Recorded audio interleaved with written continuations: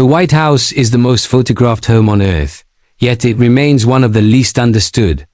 From the outside, it stands as a carefully managed symbol of stability, authority, and democratic continuity. Every column, every balcony, every ceremonial room has been designed to project control. But behind those walls, the White House has always been something else entirely. It is not just a seat of power. It is a private residence where families lived under conditions no ordinary household could survive unchanged. And the darker truth is this: long before it shaped the nation, the White House reshaped, and in some cases quietly destroyed, the families forced to call it home. History teaches us to focus on presidents. Their decisions, their speeches, their legacies. Families appear only at the margins, smiling during inaugurations, waving from balconies, exiting gracefully when terms end. What history rarely examines is what it cost them to live inside a building that never truly belongs to anyone who occupies it. The White House watches its residents more closely than the public ever could. It records routines, magnifies conflicts, and turns private moments into potential liabilities. For families, there is no separation between home and state. Every hallway is political. Every relationship is subject to scrutiny. From the very beginning, the White House was never designed to be humane. Early families moved into a structure that was unfinished, cold, and emotionally isolating. Privacy did not exist. Security was minimal. Grief was endured in public silence. Illness, mental strain, and loss unfolded behind closed doors while the nation looked elsewhere. These were not isolated incidents. They were patterns that repeated across generations, hidden behind ceremony and tradition. The modern image of the first family is carefully curated, but it is a relatively recent invention. For much of American history, presidential families were expected to absorb pressure quietly, to disappear emotionally while remaining visible physically. Wives were transformed into symbols rather than partners. Children became extensions of public image rather than individuals. Personal suffering was reframed as duty, and silence became a requirement for survival. What makes these stories dark is not scandal alone. It is omission. Many of the most painful experiences endured inside the White House were deliberately excluded from the national narrative. Not because they were insignificant, but because they complicated the mythology of leadership. A nation built on ideals often struggles to confront the human damage those ideals can cause when power becomes all-consuming. The White House does not merely host families. It alters them. It compresses time, distorts relationships, and amplifies every weakness. Some families entered united and left fractured. Others never fully recovered once the protection of the office disappeared. A few vanished almost entirely from public memory, their struggles quietly absorbed into the walls they once lived behind. This is not a story about conspiracy or gossip. It is a story about cost. The cost of visibility without privacy. The cost of power without escape. The cost paid by families whose names appear in textbooks, but whose lives remain unexplored. To understand the White House fully, we have to stop looking only at the men who governed from it and start looking at the families who survived it. Because the most enduring secrets of America's most famous home were never written into law. They were lived silently by the families history chose not to remember. For the families who moved into the White House in the 19th century, the experience was not glamorous, prestigious, or empowering. It was isolating, exhausting, and often traumatic. The early White House was less a palace and more a burden, a half-finished structure that demanded endurance rather than admiration. When John and Abigail Adams became the first occupants in 1800, the building was still incomplete. Plaster was wet, staircases unfinished, rooms cavernous and cold. Abigail Adams famously dried laundry in the East Room, a space later used for state funerals and diplomatic ceremonies. This was not symbolic poetry. It was necessity. The White House was barely livable, and for families expected to embody national dignity, the reality was deeply unsettling. Abigail Adams suffered physically and emotionally during her time there. She endured chronic illness, isolation, and the constant strain of public expectation. all while managing a household that functioned simultaneously as a government center and a private home. Her letters reveal exhaustion, loneliness, and a growing sense that the building itself was hostile to domestic life. There was no separation between personal space and public duty. Guests arrived unannounced. Staff moved freely. Political tension seeped into every room. For families, there was no refuge. These conditions persisted for decades. Fires, floods, poor heating, and unreliable sanitation plagued residents well into the 1800s. Children grew up in an environment where illness spread easily and medical care was limited. Several presidential children died while living in or shortly after leaving the White House. Their deaths quietly absorbed into history without sustained attention. The building became associated not just with power, but with loss. Perhaps no family illustrates this more starkly than Abraham Lincoln's. When the Lincolns entered the White House in 1861, the nation was fracturing. But inside the executive mansion, another collapse was unfolding. Mary Todd Lincoln was already emotionally fragile, shaped by personal loss and social pressure. The White House magnified her instability. She was scrutinized relentlessly for her spending, her behavior, her accent, her loyalties. Every personal flaw became political ammunition. The death of the Lincoln's son, Willie, in 1862 shattered whatever emotional balance remained. Willie fell ill inside the White House, likely due to contaminated water. He died at 11 years old in the very rooms where state decisions about war and death were being made daily. Mary Lincoln descended into profound grief. She held seances in the White House, searching for contact with her dead child. Staff whispered. Politicians mocked. The press speculated. There was no privacy for mourning. The building absorbed her grief and reflected it back as scandal. Abraham Lincoln himself deteriorated under the weight. Already prone to depression, he aged rapidly. Those close to him described a man hollowed out by both national and personal catastrophe. The White House did not merely witness this decline. It intensified it. Every corridor echoed with war reports. Every night brought casualty lists. The family lived inside the physical embodiment of national trauma. With no escape. After Lincoln's assassination, Mary Todd Lincoln was effectively erased. She was blamed, pitied, and ultimately institutionalized by her own son. Her story became an embarrassment rather than a warning. The White House moved on. The damage it inflicted remained unexamined. Other families learned the same lesson. For women especially, the role of First Lady was undefined but unforgiving. They were expected to be perfect hostesses, political assets, emotional anchors, and silent partners. Any deviation invited condemnation. Lucy Hayes was mocked for banning alcohol. Frances Cleveland was scrutinized for her youth. Edith Wilson was criticized for wielding influence during her husband's illness, even as she attempted to hold the government together.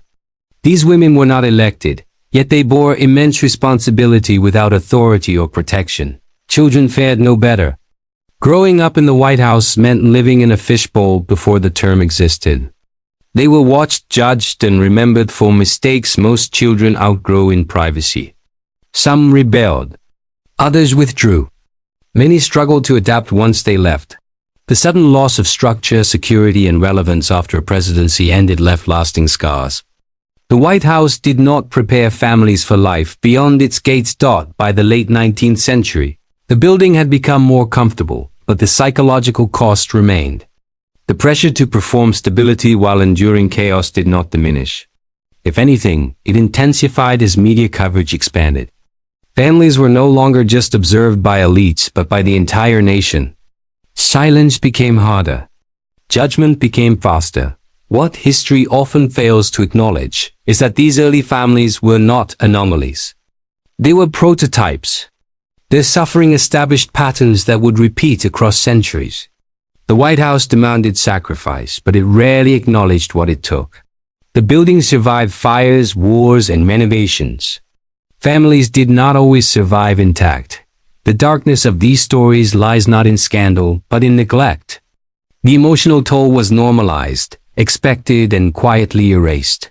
The White House presented itself as a symbol of permanence, while the families inside it were treated as temporary, expendable occupants.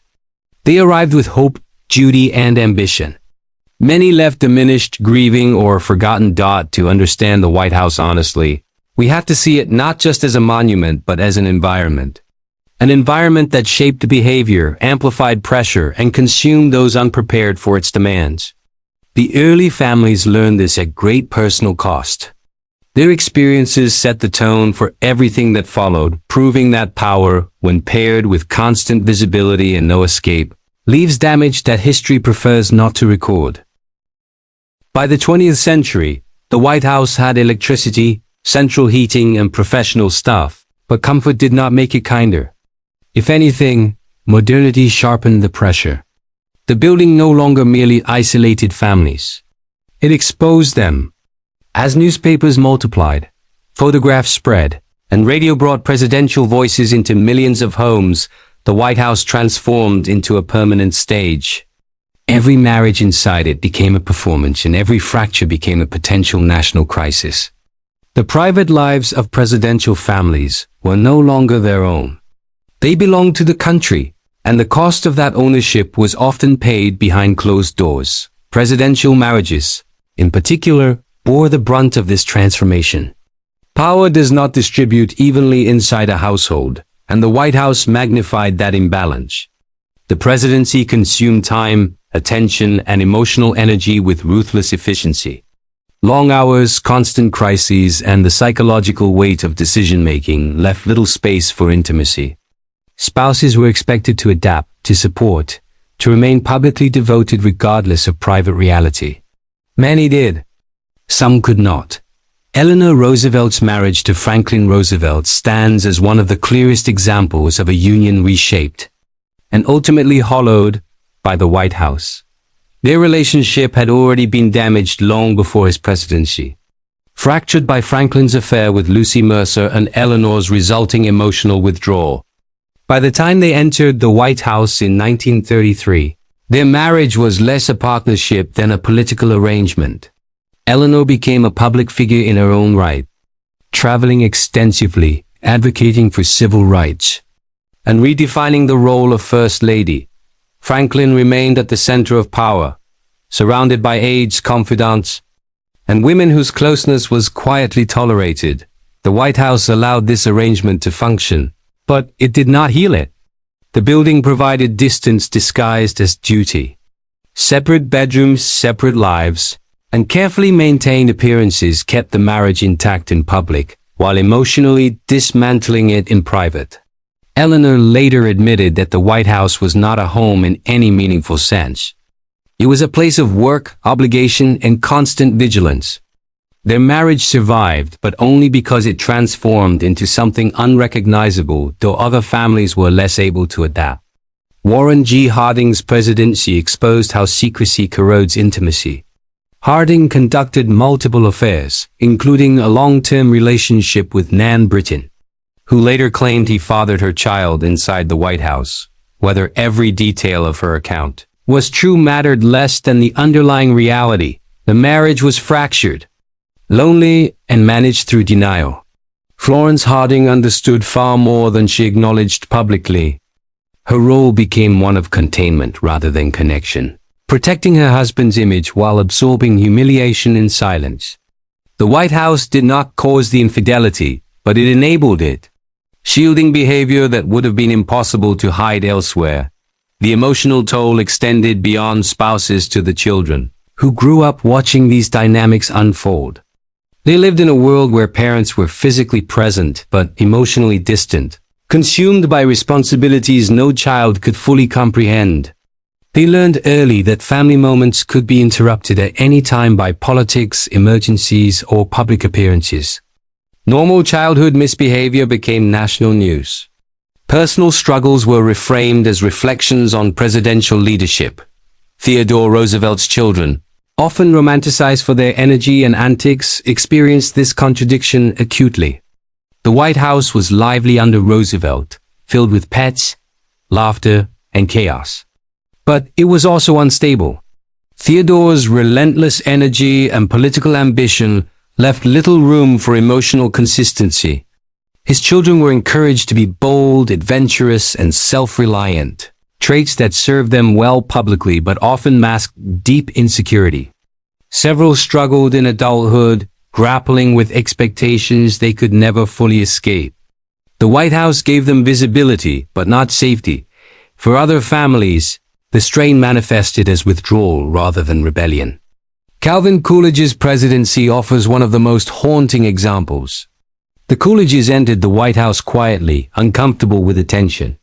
In 1924, their teenage son, Calvin Jr., died suddenly from blood poisoning after developing a blister while playing tennis on the White House lawn. The loss devastated the family. Coolidge later wrote that when his son died, the power and the glory of the presidency went with him. Grace Coolidge attempted to maintain public normalcy, but grief permeated the household.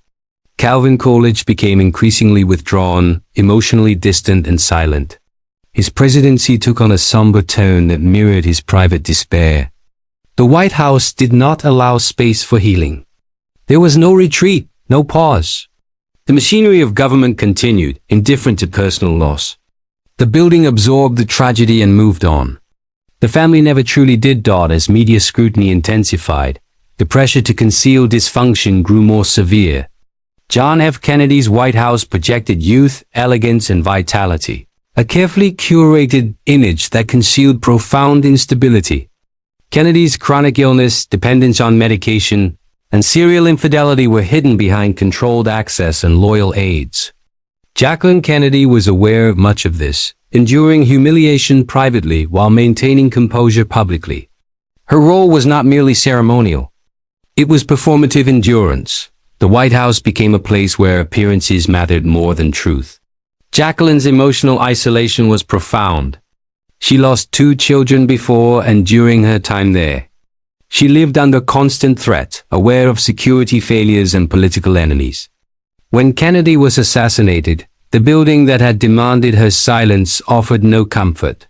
She left it carrying trauma that would define the rest of her life. The White House did not break her marriage. It consumed what little space remained for authenticity within it. Even in later decades, when norms shifted and therapy became more accepted, the fundamental problem remained unchanged. The White House allowed no separation between public and private identity. Families were expected to function as symbols rather than individuals. Any admission of struggle risked political consequences. Silence remained the safest option. What makes these stories dark is not moral judgment. It is inevitability. The White House does not accommodate emotional complexity. It simplifies people into roles and punishes deviation. Marriages require privacy, vulnerability, and mutual attention. The presidency devours all 3. For families inside the White House, love often becomes secondary to survival. History remembers speeches, policies, and elections. It rarely records the quiet moments when spouses sat alone in bedrooms too large to feel intimate. When children learned to stop asking for attention. When grief was swallowed because cameras were waiting downstairs. These moments did not shape legislation, but they shaped lives. The White House stands unchanged, renovated but familiar. Families continue to enter it with hope, ambition, and confidence that they can manage what others could not. And each generation learns in its own way that the building extracts a price that cannot be measured in approval ratings or historical rankings. It takes time, intimacy, and emotional safety. What remains is power, polished and permanent, resting on foundations built not only of stone, but of silent sacrifice. By the mid-20th century, the White House was no longer just a place of governance or even a public stage. It had become a pressure chamber, one that intensified mental strain until it could no longer be concealed. If earlier families suffered in silence, modern families suffered under observation. Advances in medicine, psychology, and media should have made life inside the White House easier. Instead, they exposed something far more uncomfortable, that the presidency was uniquely capable of accelerating mental and emotional collapse, not only in presidents themselves, but in the families forced to orbit them. No story illustrates this more starkly than that of the Johnson family. Lyndon B. Johnson entered the White House in 1963, carrying immense ambition and equally immense insecurity. Power did not calm him. It amplified his paranoia, his volatility, and his need for control. Inside the White House, age walked on eggshells. Outside, the nation saw a master legislator steering civil rights forward. Inside the family, however, the environment was corrosive. Lady Bird Johnson became both emotional anchor and crisis manager, absorbing her husband's rages, depressions, and relentless self-doubt. The White House did not cause Lyndon Johnson's instability, but it removed every remaining restraint.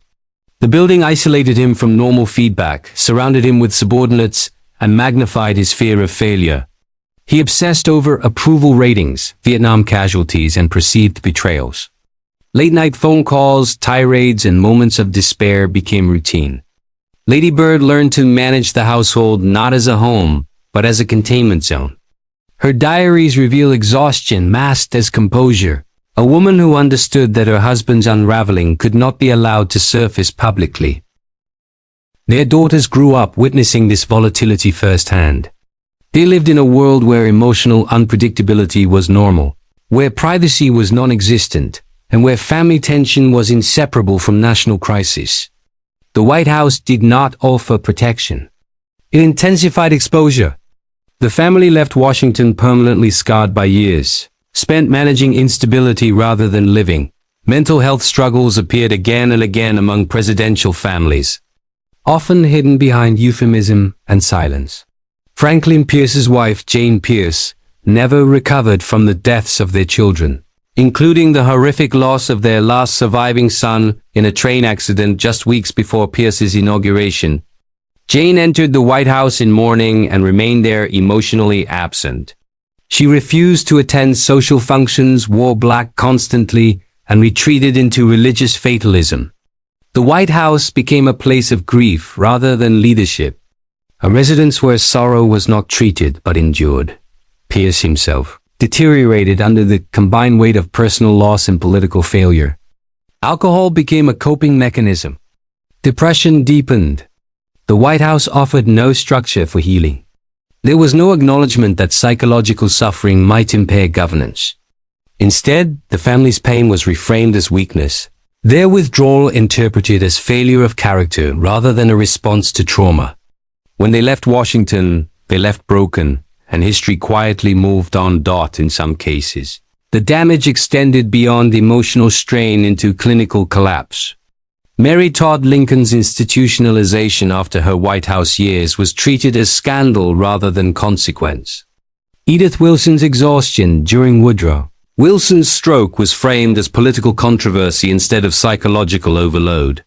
In each instance, the White House functioned as an amplifier, pushing individuals already under strain past sustainable limits. The children of presidential families often bore invisible wounds that surfaced years later.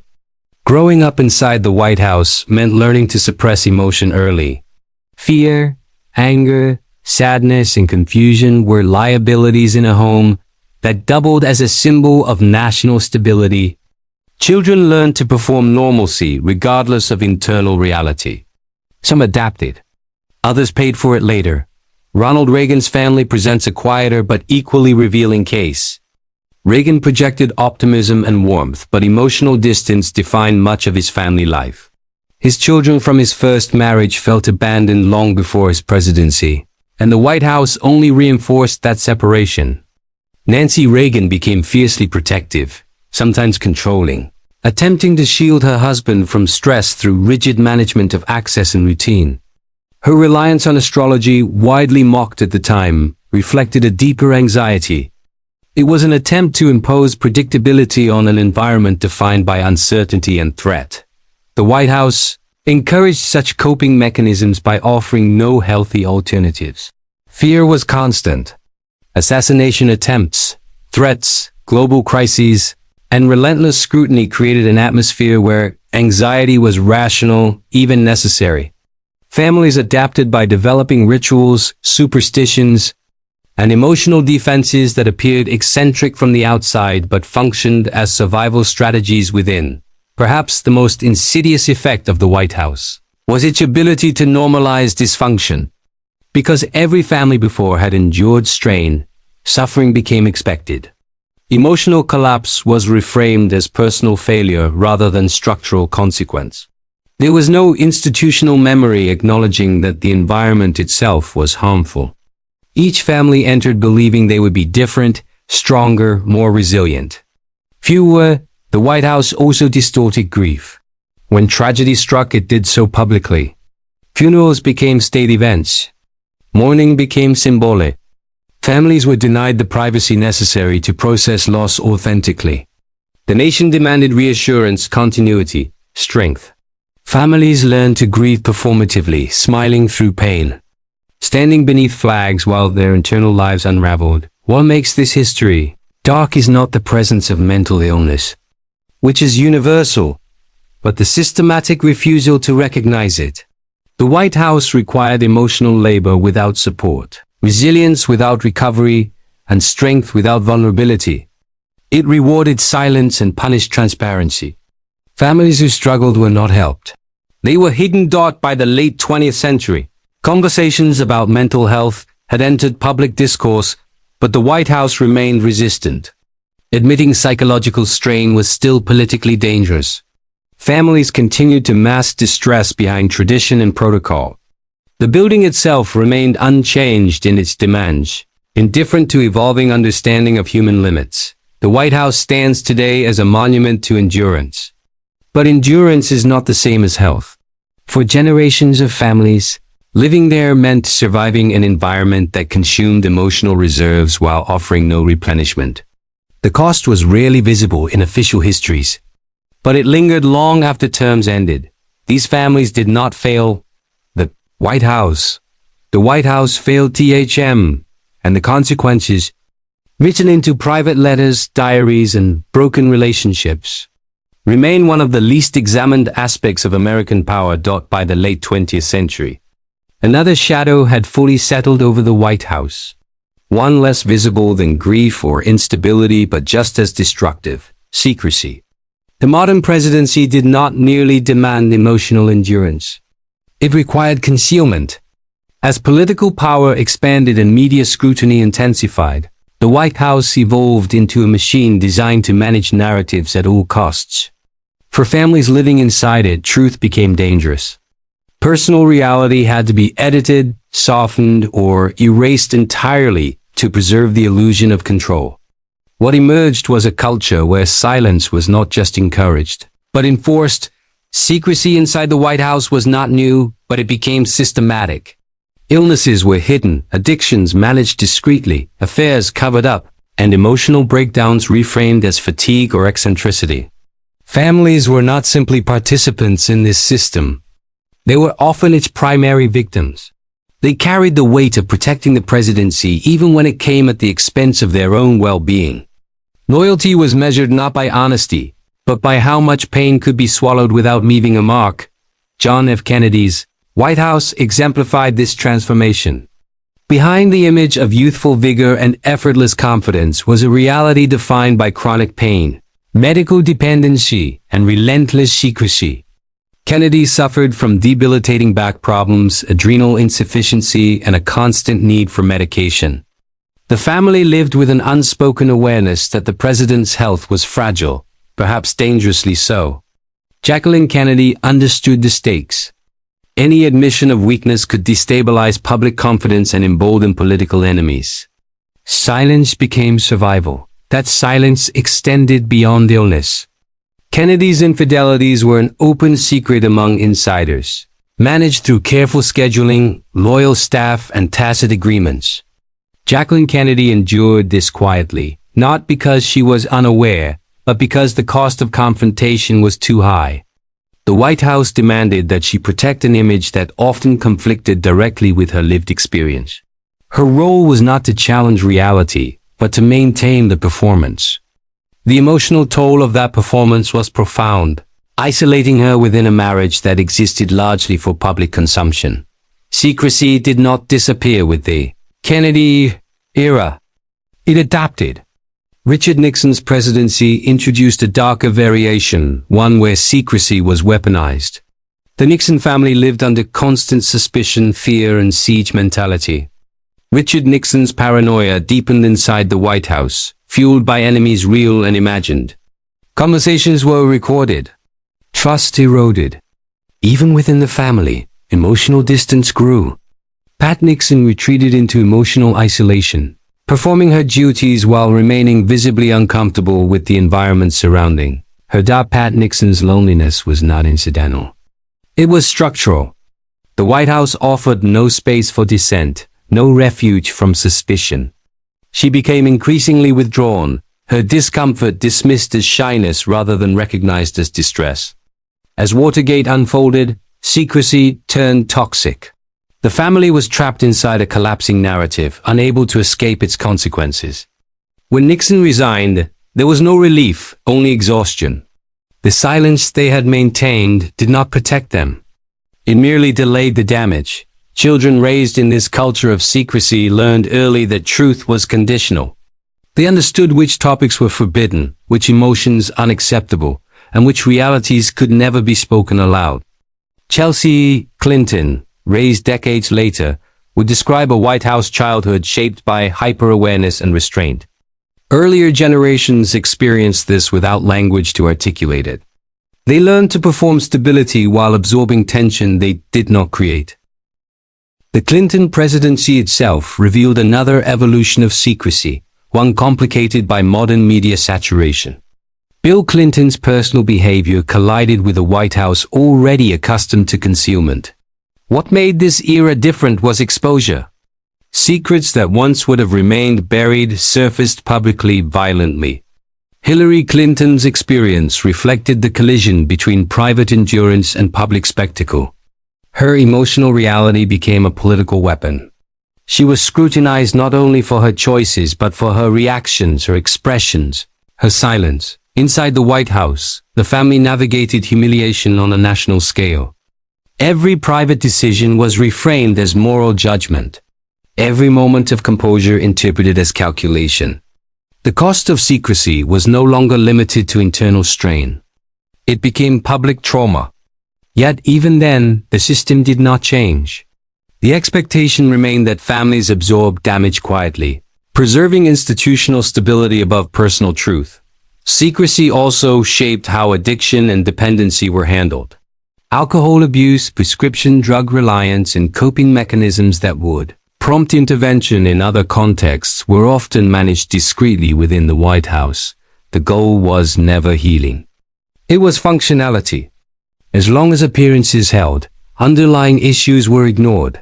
Families learned to adapt around dysfunction rather than confront it.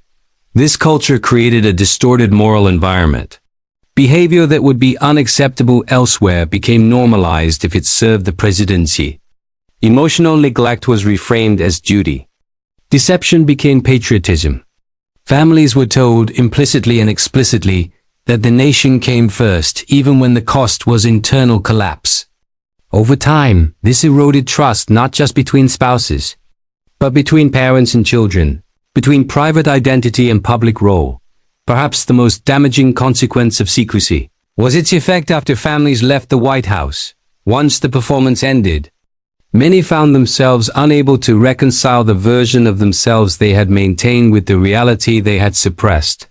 Marriages strained by years of silence often faltered. Children struggled to establish authentic identities outside the spotlight. Trauma emerged belatedly, no longer masked by duty or routine. The White House offered no transition support. There was no acknowledgement that living inside an environment built on concealment might leave lasting psychological scars. Families were expected to simply resume normal life, carrying experiences they had never been allowed to process. Some turned to writing, therapy, or advocacy. Others withdrew entirely. The silence that once protected the presidency now isolated them from understanding. An empathy. What history often misses is that secrecy inside the White House was not just political. It was deeply personal. It shaped how families loved, argued, grieved, and healed. It taught them that honesty was negotiable, that reality could be managed, and that emotional truth was a liability. These lessons did not disappear when terms ended. They followed families long after the doors closed behind them. The darkness of this legacy lies in its normalization. Secrecy became so embedded in the White House culture that it ceased to be questioned. Families were praised for discretion without asking what that discretion required. Strength was defined as silence. Loyalty was measured by what remained unsaid. The White House stands today as a symbol of transparency and democracy. But behind that image is a long history of families asked to disappear emotionally so the institution could endure. The stories remind us that power maintained through silence extracts a human cost. And that cost, paid quietly by those closest to it, remains one of the most enduring and least acknowledged truths of life inside. America's most famous home dot as the 20th century gave way to the 21st. The White House entered its most invasive era yet. Technology, 24-hour news cycles, and the rise of digital media ensured that there was no longer any meaningful boundary between public and private life. For presidential families, exposure became constant and irreversible. The building that once demanded silence now demanded visibility, and the cost of that visibility was relentless psychological pressure. The White House was no longer just watching them. It was broadcasting them. Every movement, expression, and relationship inside the White House could now be dissected in real time. Families were expected to be simultaneously authentic and flawless, relatable yet untouchable. Any perceived inconsistency became a narrative. Any vulnerability became content. This environment did not merely document family life. It reshaped it. Parents learned to manage children not only for safety but for optics. Spouses became brand managers.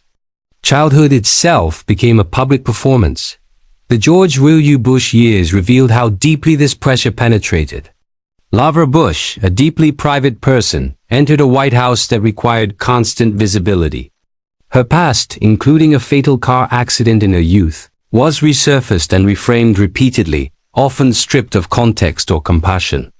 The expectation was that she address it publicly, transform personal trauma into a teachable moment, and then move on. Privacy was not an option. Silence was interpreted as guilt or avoidance. Their daughters, Barbara and Jenna Bush, experienced this exposure most acutely. Normal adolescent behavior became national news. Mistakes that would have passed unnoticed elsewhere were amplified, moralized, and politicized.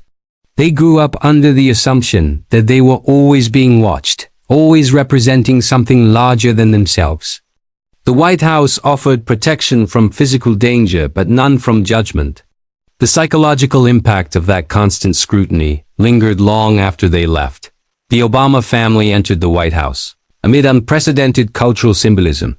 For Michelle Obama, the pressure was multifaceted. She was not only First Lady, but a projection of national identity, racial progress, and political anxiety. Her body, clothing, tone, and expressions were scrutinized with intensity rarely applied to her predecessors. She navigated a landscape where criticism often carried racial and gendered undertones, forcing her to calculate every public appearance carefully.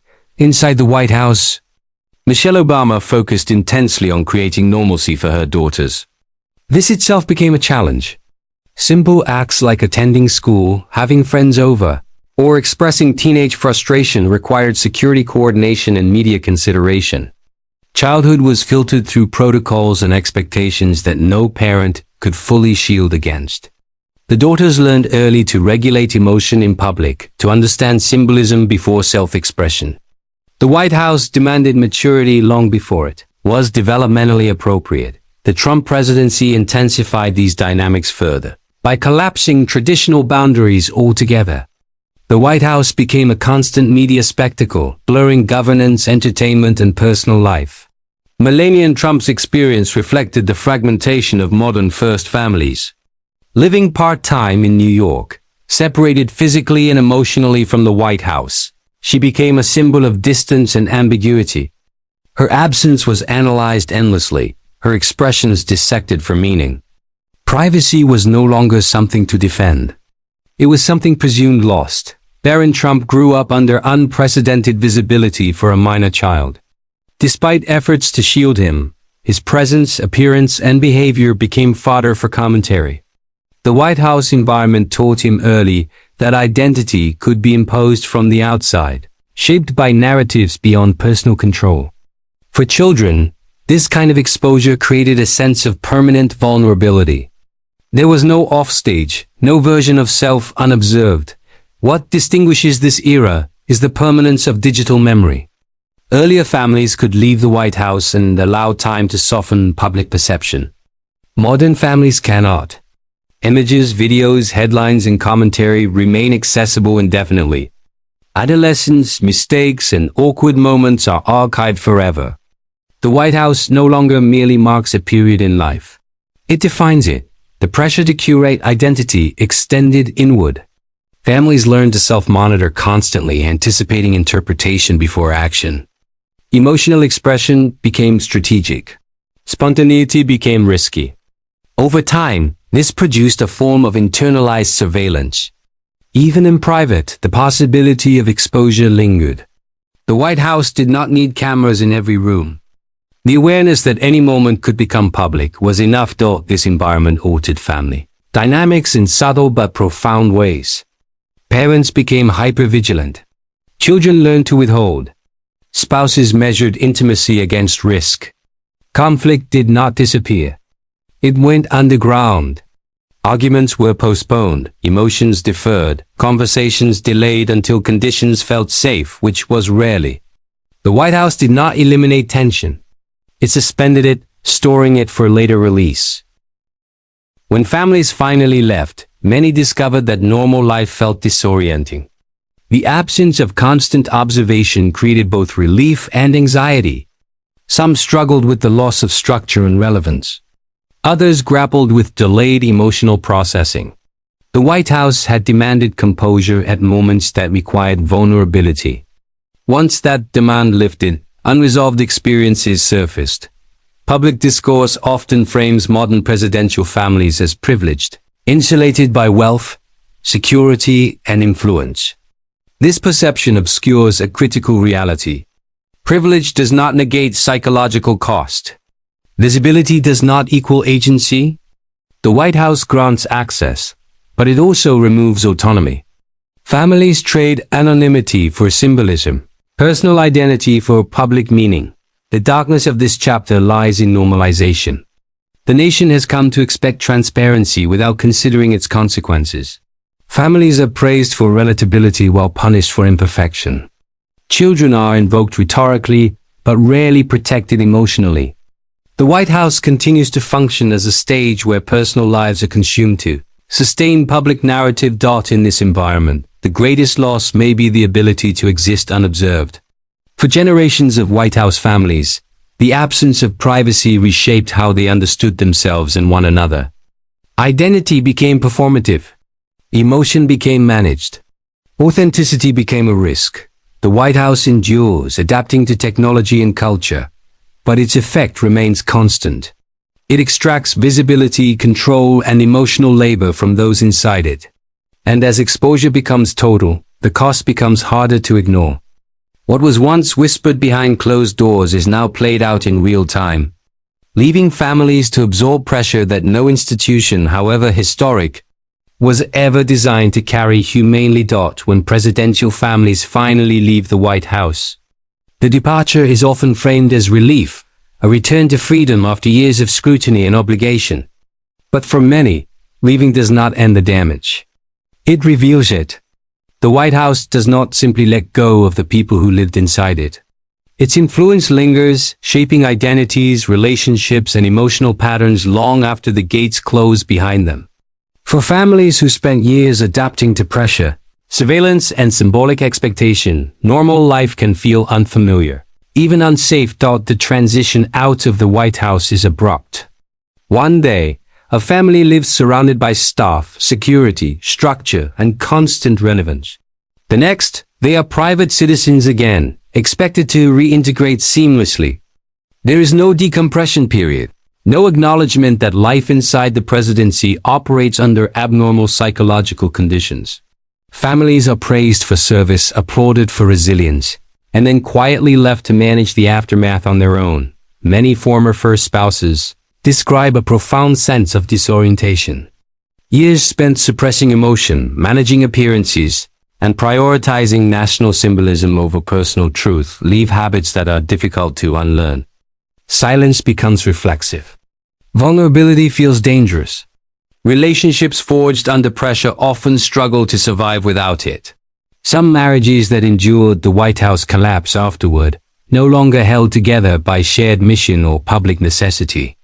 Others remain intact but emotionally distant, shaped permanently by years of adaptation rather than connection. Children, too, face a unique reckoning. Those who grew up in the White House often discover that their formative years were anything but ordinary. They carry a heightened awareness of scrutiny, an instinct to self-censor, and a lingering sense that identity is something performed rather than lived. Returning to anonymity can feel both liberating and destabilizing. Without the structure of security and protocol, some struggle with anxiety. Others feel a loss of significance, having been raised in an environment where their presence carried symbolic weight. For some, the delayed impact emerges in adulthood. Struggles with trust, intimacy, and self-definition surface years later, long after public attention has moved on. These challenges are rarely connected in public discourse to White House childhoods. Instead, they are treated as individual failings rather than predictable outcomes of prolonged exposure to extreme conditions. The institution remains unquestioned. The individuals bear the burden. Former presidents themselves often show visible signs of long-term psychological cost. The physical aging that occurs during a presidency is widely noted, but the emotional residue is less discussed. Many leave office carrying unresolved grief, guilt, and responsibility. Decisions made under pressure do not fade with time. They follow former presidents into private life, shaping mood, relationships, and health. Families absorb this as well, living with the aftereffects of years spent at the center of national consequence. Some attempt to reclaim narrative through memoirs, interviews, or public advocacy. These accounts often reveal patterns that history overlooks: exhaustion masked as composure, isolation mistaken for dignity, endurance celebrated without examining its cost. Yet even these efforts are constrained. Former families remain symbols, their honesty filtered through expectations of patriotism and legacy. Full truth is rarely permitted. There are lines that cannot be crossed without consequence. Others choose silence entirely. They withdraw from public life, seeking anonymity as a form of recovery. This choice is often misinterpreted as aloofness or irrelevance, rather than recognized as self-preservation. For these families, healing requires distance not just from the White House, but from the narratives attached to it. They must rebuild identity without the scaffolding of symbolism. What emerges across generations is a pattern of quiet reckoning. The White House does not end lives dramatically. It alters them gradually. It teaches families how to endure, how to perform, how to suppress, and how to prioritize institution over self. These lessons do not disappear when terms end. They echo in marriages, parenting styles, and personal boundaries long afterward. The darkest aspect of this history is how normalized it has become. The nation celebrates the strength of first families without questioning the conditions that demand it. Suffering is reframed as honor. Sacrifice is expected, but rarely examined. There is no systemic effort to mitigate the psychological cost of life inside the presidency. Each family is treated as an exception rather than part of a pattern. The White House presents itself as a symbol of democracy and continuity. But symbols are maintained by people, and people absorb the strain of sustaining them. Families become instruments of reassurance, expected to embody stability even when living inside instability. Their humanity is secondary to their function. To talk honestly about the White House families America rarely discusses is not to diminish the presidency. It is to humanize it. Power does not exist in abstraction. It resides in homes, relationships, and emotional lives.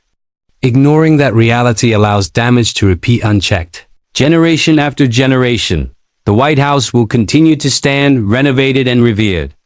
Families will continue to enter it believing they can manage what others could not.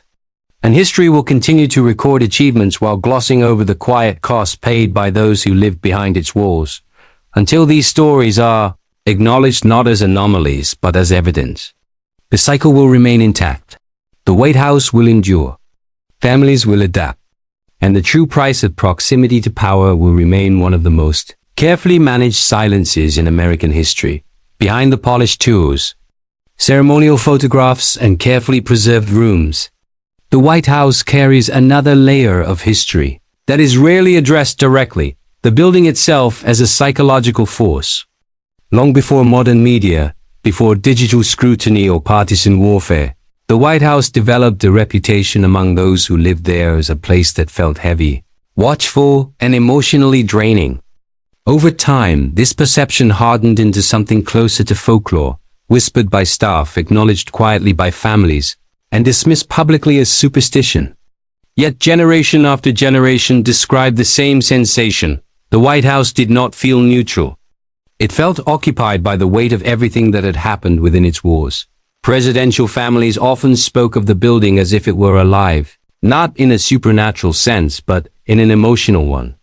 It remembered grief. It retained tension. It amplified solitude. The White House was never just a residence. It was a container for national trauma. Wars were planned there. Deaths were announced there. Crises unfolded at all hours. Families lived inside a structure saturated with anxiety, urgency, and unresolved history. That atmosphere shaped behavior whether acknowledged or not. Several first families described difficulty sleeping during their early months in the White House. The silence at night was not peaceful. It was oppressive. Large rooms echoed. Hallways stretched endlessly. The sense of being alone while simultaneously surrounded by history created a strange dissonance. Even with staff nearby, families often felt isolated. The building's scale dwarfed domestic life, making private moments feel exposed and insignificant. Staff members, many of whom served across multiple administrations, quietly reinforced this perception. They spoke of shifts in mood after tragedies, of rooms that felt different following deaths or national crises. These accounts were never formalized, never documented officially, but they persisted across decades. The White House absorbed emotional residue and redistributed it to each new family. Regardless of their awareness. For children, this environment could be particularly unsettling. The White House was not designed for childhood. Its corridors were formal, its rooms symbolic, its rules inflexible. Children learned quickly that certain spaces were untouchable, certain behaviors unacceptable, certain emotions inappropriate. Play was confined, laughter measured. Even joy had to be contained. The building communicated expectations long before adults explained them. Some children reported recurring anxiety, a sense of being watched even in private rooms. This was not paranoia. It was conditioning. Cameras, security, staff, and history combined to create an environment where privacy was theoretical at best. The White House taught vigilance. It rewarded composure. It discouraged vulnerability. Adults experienced this differently but no less intensely. First spouses often described feeling like guests in their own homes. Furniture could not be moved freely. Rooms belonged to history more than to family. Every choice, from decor to daily routine, carried symbolic weight. This eroded any sense of ownership or comfort. The White House was where families lived, but it was never truly theirs. This lack of psychological ownership created a subtle form of displacement. Families occupied space without inhabiting it. They slept there, ate there, raised children there, yet remained emotionally untethered. The building resisted intimacy. Even celebrations felt staged, occurring beneath portraits of former presidents and first ladies whose own unresolved lives lingered silently. The cumulative effect of this environment was emotional fatigue. Families described feeling drained without understanding why. Stress did not always correlate with political events. It was ambient, ever present. The White House demanded attention even when nothing was happening. It was impossible to relax fully, to let down guard, to exist without awareness of role. This atmosphere affected relationships in quiet ways. Conversations shortened. Silence filled space where openness once existed. Emotional expression felt out of place, almost disrespectful. The building itself seemed to enforce restraint. Over time, families internalized this discipline, carrying it into their interactions, even outside the White House. Attempts to personalize the space often met resistance, both external and internal. While redecorating projects were encouraged publicly, they rarely translated into emotional comfort. New paint and furniture did not erase the building's psychological weight. Families learned that aesthetics could not neutralize history. The White House remained what it was, a monument first, a home second. Some first families attempted to escape this pressure by minimizing time spent inside the building. They retreated to Camp David, private residencies, or frequent travel. These absences were often criticized politically, but they reflected a need for relief. Distance from the White House allowed breathing room, moments of unmonitored existence. Yet even then, the building's influence followed them. Decisions made elsewhere were still anchored to that address. What makes this aspect of White House life particularly dark is its invisibility. There is no policy debate about emotional architecture. No briefing on psychological environment. The building's impact is treated as irrelevant or imagined. Families are expected to adapt without acknowledgement that adaptation itself exacts a cost. The White House has been renovated repeatedly to improve comfort and security. But its fundamental nature remains unchanged. It is a place where private lives are lived in public context, where domestic routines coexist with national consequence. This contradiction creates constant tension. Families are never fully off duty. Even sleep occurs under the shadow of responsibility. Over time, this environment reshapes identity. Families begin to define themselves less by who they are and more by where they are. The White House becomes a reference point for self-worth, relevance, and belonging. Leaving it later creates a vacuum that is difficult to fill. The building has trained them to exist within its gravity. To acknowledge the White House as an emotional force is not to romanticize it or condemn it. It is to recognize that spaces shape behavior. Environments influence psychology. The White House is not neutral ground. It is an accumulation of power, memory, expectation, and unresolved tension. Families who live there absorb these elements whether they intend to or not. This is why so many stories from inside the White House sound eerily similar across centuries. Different people, different politics, different eras, yet the same themes recur: isolation, exhaustion, emotional restraint, and a sense of being overshadowed by something larger than oneself. The building does not discriminate. It imposes. The darkness of this legacy lies in its permanence. Presidents change. Families rotate. History moves forward. But the White House remains, carrying forward the emotional imprint of everyone who has lived within it. Each new family inherits not only responsibility but atmosphere. And until that reality is acknowledged, the building will continue to shape lives in ways America rarely pauses to examine.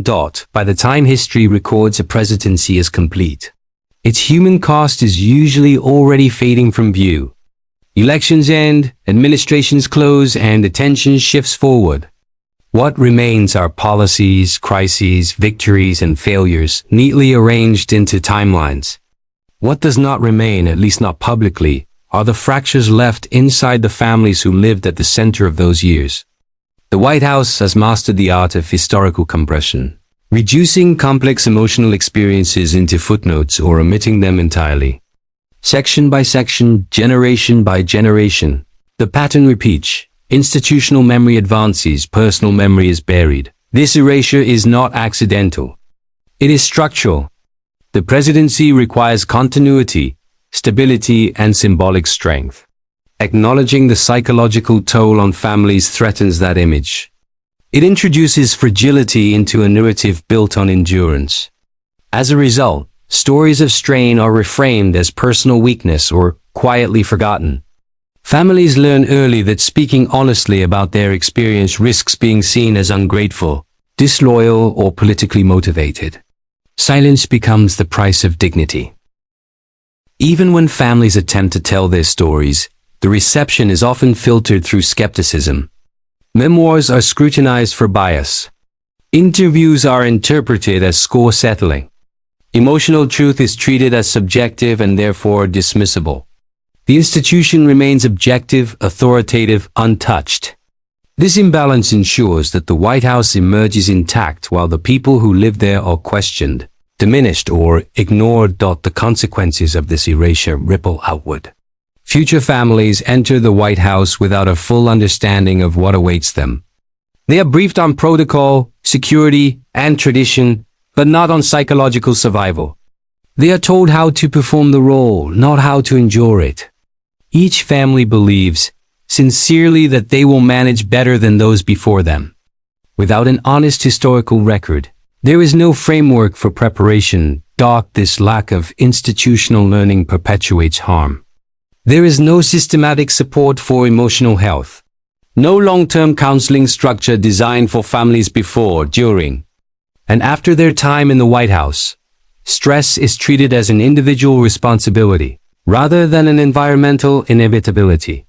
When cracks appear, families are expected to manage privately, discreetly, efficiently. The system rewards those who suffer quietly and penalizes those who cannot. The media plays a complex role in this cycle. Journalists are drawn to scandal and spectacle, not sustained psychological analysis. Family struggles become headlines only when they can be simplified into controversy. Subtler forms of damage, such as emotional withdrawal, chronic anxiety, or relational erosion, do not translate easily into news cycles. They remain invisible, even as they define lived experience. Public opinion reinforces this invisibility. There is an assumption that proximity to power compensates for its cost. Wealth, influence, and access are presumed to neutralize emotional strain. This belief allows society to dismiss suffering as indulgent or exaggerated.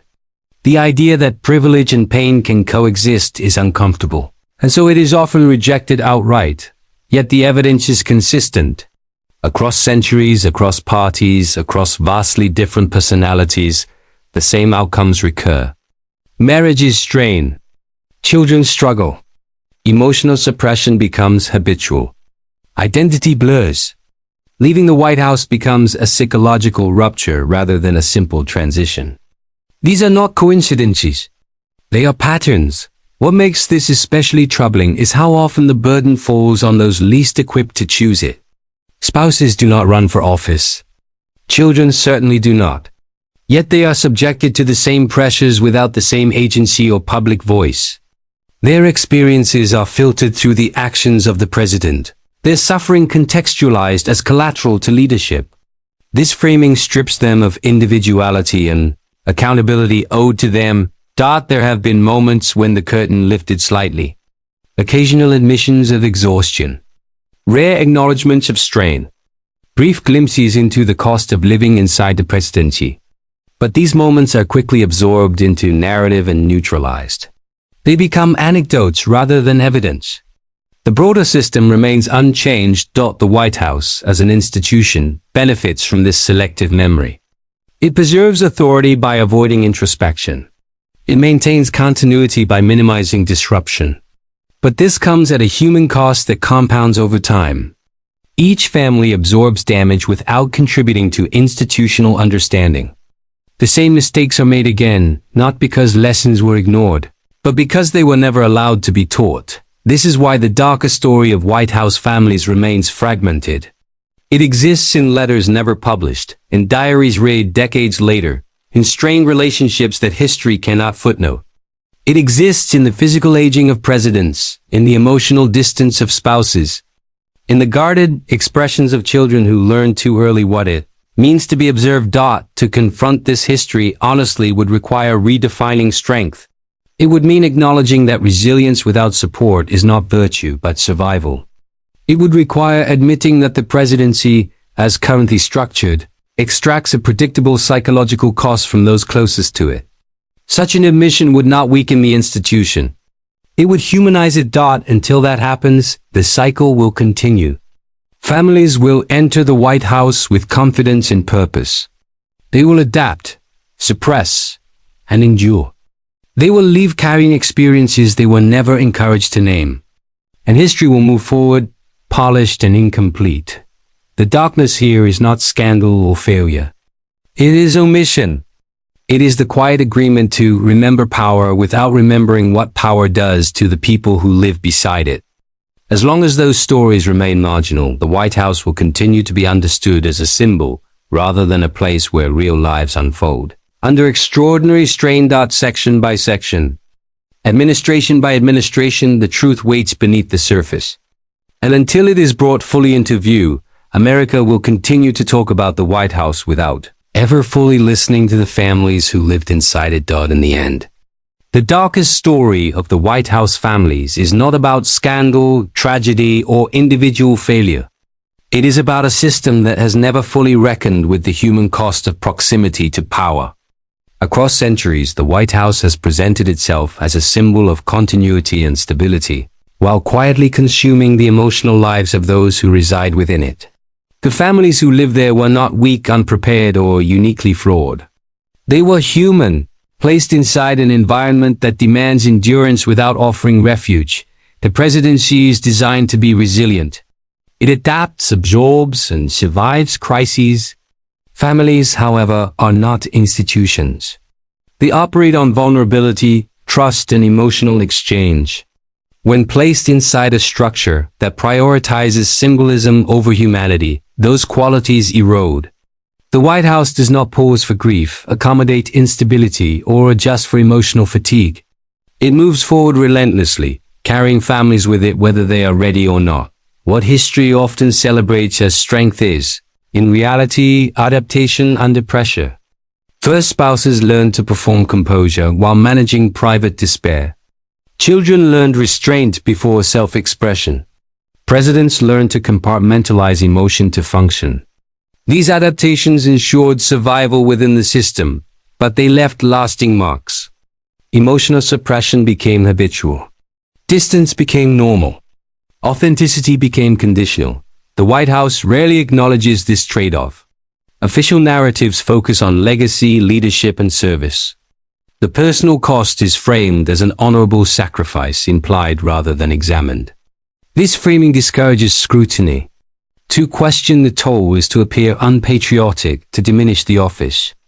As a result, conversations about reform remain shallow or non-existent. Yet reform does not require dismantling tradition. It requires honesty. Acknowledging that the White House is an extreme psychological environment would not weaken democracy. It would strengthen it. Recognizing the impact on families could lead to better support systems, clearer boundaries, and a healthier relationship between power and privacy. Imagine a presidency that treats emotional well-being as essential rather than incidental. A White House that normalizes counseling, protects children from unnecessary exposure, and allows spouses autonomy without symbolic burden.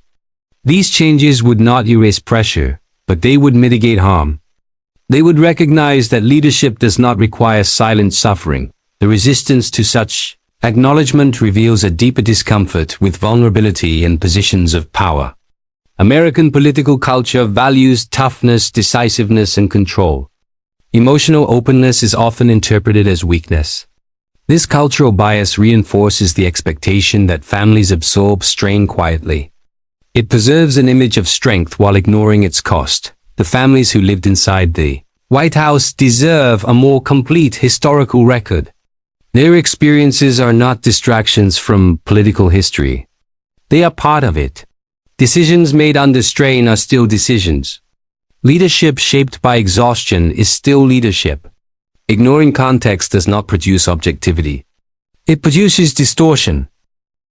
There is also a responsibility owed to future families. Without honest reflection, the cycle will repeat unchanged. New families will enter the White House believing they are prepared. They will learn, as others did, that preparation addresses logistics, not psychology. They will adapt in isolation, drawing on personal resilience rather than institutional support. And when they leave, their stories will be quietly absorbed into the same silence that preceded them. The White House is often described as the people's house. This phrase suggests openness, belonging, and shared ownership. But for the families who live there, it often feels like the opposite. It is a place where belonging is conditional, where ownership is symbolic, and where personal identity is secondary to national narrative. This contradiction sits at the heart of its darker history. To confront this does not require cynicism. It requires empathy. Power is not abstract. It is lived daily by people with limits. A democracy that values its institutions must also value the humans who sustain them. Otherwise, endurance becomes exploitation, and sacrifice becomes expectation. The stories of White House families are not warnings against leadership. They are reminders of its complexity. They show that authority does not insulate against vulnerability. They reveal that prestige does not negate pain. And they challenge the assumption that proximity to power compensates for its demands. As long as these truths remain peripheral, the White House will continue to be understood incompletely. Its walls will be admired, its history celebrated, its rituals preserved. But the emotional lives lived inside those walls will remain secondary. Footnotes to grandeur.